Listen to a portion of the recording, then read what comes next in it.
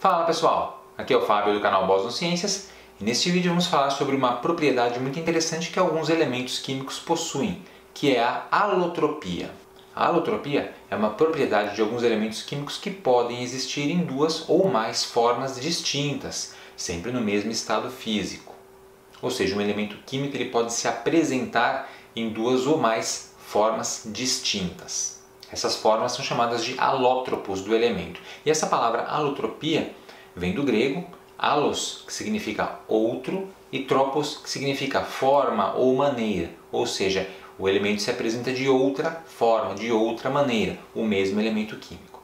E os alótropos de um elemento químico eles podem, eventualmente, ter propriedades físicas e químicas bem distintas entre si.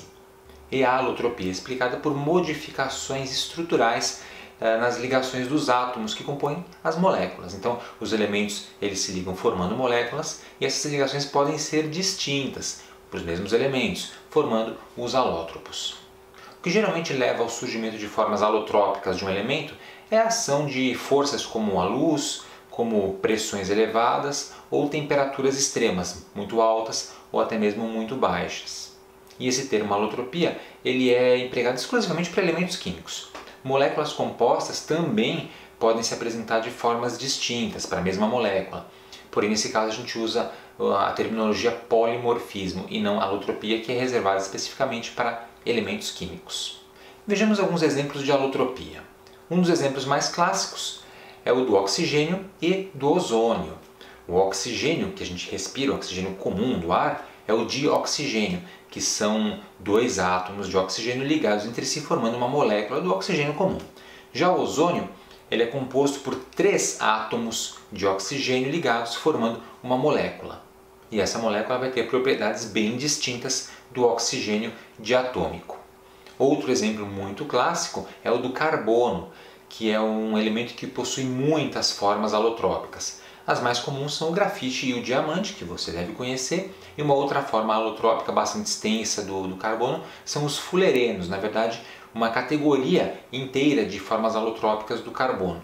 Aí na tela você pode ver o arranjo dos átomos de carbono em cada uma dessas formas. Perceba que esses arranjos são bem diferentes entre si e isso é que vai dar as propriedades bem diferentes do grafite, do diamante e dos diversos tipos de fulerenos, como por exemplo o C60 que está aparecendo aí, 60 átomos de carbono ligados formando uma molécula. Outros exemplos de alótropos, além do oxigênio, dioxigênio e ozônio, incluem tetraoxigênio e octaoxigênio para o oxigênio, grafeno, nanotubos de carbono, que são formas também de fulerenos para o carbono, e outros elementos também apresentam alótropos, como o germânio, que tem as formas alfa, beta, germânio, germaneno, que é similar ao grafeno em sua estrutura, o fósforo, que pode ser branco, vermelho, violeta, preto, também com características bem próprias, o selênio, o arsênio também possuem formas alotrópicas e muitos metais também possuem formas alotrópicas. O exemplo mais clássico é do estanho, que pode se apresentar nas formas de estanho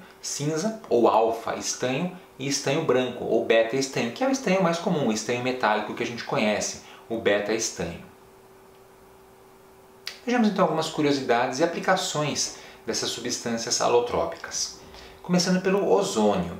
O ozônio, como a gente falou agora há pouco, é um alótropo do oxigênio. É um gás de coloração azul bem pálida e com um odor muito forte, muito pungente, que aparenta um pouquinho o odor do cloro. O ozônio ele se forma por meio da ação de descargas de radiação ultravioleta provenientes do Sol no oxigênio nas camadas superiores da atmosfera lá na estratosfera. E é lá que ele se acumula normalmente. E esse local onde ele se acumula a gente costuma chamar de camada de ozônio, que tem uma importância crucial para a vida na Terra, porque essa camada de ozônio, ao absorver essa radiação ultravioleta, impede que raios UVB, principalmente do Sol, atinjam a superfície da Terra em quantidade muito grande, o que seria extremamente prejudicial à vida como um todo, aos seres humanos, aos animais e às plantas. Vemos aqui a camada de ozônio e o buraco da camada de ozônio sobre a Antártida, que tem diminuído bastante, mas que ainda existe. E o ozônio também encontra muitas aplicações na indústria. Ele é um oxidante poderoso, possui muitas aplicações industriais, sendo usado como desinfetante em hospitais, fábricas de alimentos, etc. Ele pode substituir o cloro para fazer a desinfecção da água. ele é usado na manufatura de vários compostos químicos, na produção de plásticos, de borrachas, na fabricação de papel de alta qualidade, etc. Porém, temos de lembrar que o ozônio ele pode ser altamente tóxico, ele danifica tecidos respiratórios e as mucosas dos animais e também tecidos nas plantas, se estiver presente em concentrações acima de mais ou menos 0,1 ppm, partes por milhão. Uma outra curiosidade alotrópica muito interessante é a chamada de peste do estanho, que na verdade é um problema que surge quando o estanho beta começa a se transmutar em estanho alfa. E isso ocorre quando o estanho metálico, que é o beta-estanho, é submetido a temperaturas abaixo de 13,2 graus Celsius durante períodos de tempo prolongados. A forma alotrópica começa a mudar de uma forma metálica, dúctil, que conduz bem a corrente elétrica e é rígida, para uma forma quebradiça, que se transforma em pó e acaba destruindo o objeto feito de estanho. E essa é uma transformação autocatalítica, significando que ela catalisa a si mesma. Então ela demora para começar a ocorrer, mas depois que começa a ocorrer ela começa a acelerar, porque a presença do alfa-estanho faz com que mais beta-estanho se transforme em alfa-estanho. É interessante porque na Europa medieval, por exemplo, observava-se que os tubos dos órgãos nas igrejas, por exemplo, que eram feitos de estanho, eram afetados em países de clima frio, mas não em países de clima mais quente. E uma outra coisa interessante é que a introdução de legislação do tipo Diretiva de Restrição de Substâncias Perigosas, que basicamente baniu o uso de chumbo em soldas eletrônicas, acabou ocasionando um problema colateral que era, ao usar estanho puro nas soldas, quando os equipamentos eletrônicos eram submetidos a temperaturas muito baixas por um período de tempo mais alongado, o estanho começava a se transmutar na sua forma alotrópica alfa-estanho e começava a simplesmente se desmanchar. E aí você começava a ter problemas graves de mau contato e até mesmo de componentes eletrônicos se soltando. E isso se resolve, evidentemente, fazendo ligas específicas do estanho, como por exemplo ligas com antimônio, com bismuto ou outros metais. E existem alguns exemplos históricos interessantes que podem ou não ser reais. Por exemplo, a expedição do explorador Robert Scott Falcon para a Antártida no comecinho do século XX, que visava chegar ao Polo Sul antes que qualquer outro ser humano, ela falhou, ele foi suplantado por Roald Amundsen e no retorno para casa, ou na tentativa de retorno para casa dos integrantes dessa expedição, ocorreu um grande problema que foi a falta de mantimentos. Mantimentos eram deixados em locais estratégicos ao longo do continente gelado, só que naquela temperatura extremamente baixa da Antártida, as latas que eram soldadas com estanho simplesmente se abriam. Por quê? Porque o estanho se transmutava em alfa-estanho, virava pó e aí a lata se abria e o conteúdo era perdido. Então combustível e alimento acabavam se estragando. Na verdade não se tem certeza absoluta se isso realmente foi a causa dos problemas que a expedição teve na volta, e todos morreram na volta, infelizmente, todo o pessoal da expedição do Falcon, mas supõe-se que o fato das latas serem soldadas com estanho tenha tido um papel importante nisso. Outros exemplos interessantíssimos de alótropos são os alótropos do carbono, como sempre. Então, grafite, o diamante, os nanotubos, os fulerenos, que se apresentam em diversos tipos. Os fulerenos são uma classe de materiais cujas moléculas têm tamanhos variados e geralmente um formato de esfera, elipse ou até mesmo de tubos, no caso os nanotubos ou os bucktubos.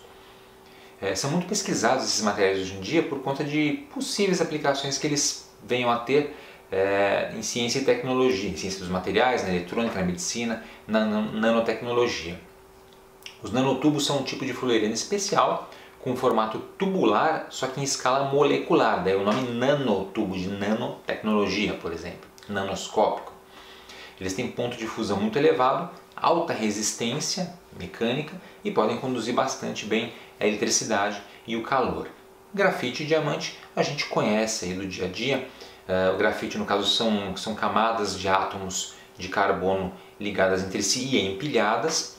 Tem muitas aplicações na indústria, principalmente como lubrificante na fabricação de lápis e também de eletrodos.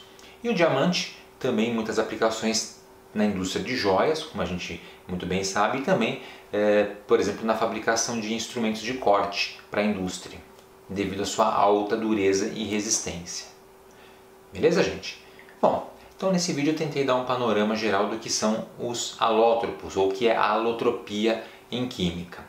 Espero que tenha ficado bem claro que a alotropia se aplica a elementos químicos que podem se apresentar em formas diferentes entre si, de acordo com o arranjo dos átomos dentro de suas moléculas. Vamos para umas questões de revisão rapidinhas então agora. Questão número 1. Qual das seguintes alternativas apresenta apenas exemplos de alótropos de um elemento qualquer? Dá uma analisada em cada uma das alternativas, tente descobrir a resposta, pause o vídeo para isso e aí na sequência eu volto com a alternativa correta. E a alternativa correta é letra D, fósforo branco, vermelho e violeta. Essas três formas são alótropos do fósforo. Em todas as outras alternativas existem substâncias que não são alótropas. Por exemplo, na alternativa A, SN63PB37 não é um alótropo do estanho, é uma liga de estanho com chumbo usada na fabricação de solda. Na alternativa B, carbonato de cálcio é um composto e não se aplica a ideia de alotropia a compostos. Lembre-se que são polimorfos. Na alternativa C temos o pentaoxigênio, que não existe, temos o tetra e o octaoxigênio. E na alternativa E temos os nanomoles, que é uma palavra que eu inventei para colocar aqui. Mais uma questão. Material alótropo que absorve a radiação ultravioleta proveniente do Sol, presente na estratosfera terrestre, protegendo o planeta contra a incidência de raios UVB prejudiciais à vida. Que substância é essa? Pause o vídeo e tente descobrir, e essa está bem fácil. Descobriu a resposta? Claro que é o ozônio, nosso grande e velho amigo ozônio, que pode ser extremamente prejudicial à nossa vida e também nos permite continuar vivendo. Os outros elementos podem ter alótropos ou não, mas nenhum deles tem essas características que foram citadas. O nitrogênio é o principal componente do ar, o fósforo branco é um alótropo do fósforo que já foi empregado, por exemplo, na indústria de armas químicas. O césio 137 é um isótopo do césio que é radioativo, e nem todos os isótopos do césio são radioativos, alguns não são. E o metano é um gás bastante comum, que inclusive é um gás do efeito estufa, um gás que, quando presente na atmosfera em quantidades grandes, é extremamente prejudicial para a gente e para todo mundo na Terra. Espero que você tenha gostado. Aproveite para se inscrever aqui no canal Boson Ciência, se você não for inscrito ainda. Se já for inscrito, clique no sininho aqui embaixo para ativar as notificações e ser avisado quando a gente tiver conteúdo novo postado aqui no canal. Obrigado e até a próxima!